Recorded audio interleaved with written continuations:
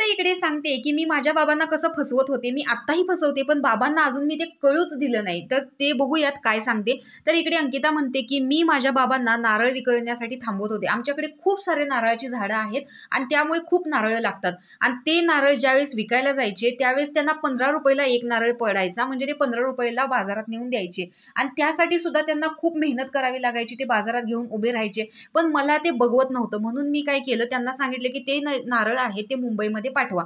त्यामुळे ते काय करायचे, मुंबईच्या बसला ते नारळ टाकायचे आणि मी ते जाऊन स्टँडवरती उतरवायचे आणि एका अशा गरीब माणसाला बघून, जे रस्त्या साईडला बसलेले असतात, त्यांच्याकडे ते नारळ द्यायचे. तुला कितीला विकायचंय ते विक, मला त्याच्याशी काही घेणं देणं नाही आणि एवढे एवढे माझे पैसे होतील ते दे. आणि ते माझ्या खिशातले पैसे, मी म्हणजे 25 रुपयाला बाबा एक नारळ मी विकला असं सांगून मी तिथं ते बाबांना पैसे माझ्या स्वतःच्या मेहनतीचे द्यायचे. आजपर्यंत ही गोष्ट मी त्यांना कधीच कळून दिली नाही.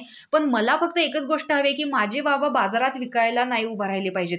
तर ती गोष्ट टाळण्यासाठी मी त्यांना सांगितलं की नारळ मुंबईमध्ये पाठवा. आणि अजूनही ते म्हणतात ना, हे विकलंच नाही, आंबे गेलेच नाही, नारळ पडलेत तसेच. तर मी सरळ त्यांना सांगते की सगळं उचला आणि तुम्ही मुंबईला पाठवा, मी इथं विकेन. आणि त्याचे जे काही भाव असेल तो फायद्याचा भाव असतो, तो मी त्यांना माझ्या मेहनतीचा देते. आणि या गोष्टीवरती बाबा सुद्धा खुश असतात आणि अजूनपर्यंत त्यांना ही गोष्ट मी कळूच दिली नाही. त्यावर पॅडीला सुद्धा या गोष्टीचा अभिमान वाटतो. तर तुम्हाला या गोष्टीचा अभिमान वाटला की नाही, कमेंट बॉक्समध्ये नक्की सांगा. अशाच बिग बॉसच्या नवनवीन अपडेट्स पाहण्यासाठी आपल्या चॅनेलला सबस्क्राईब करा. तोपर्यंत बाय.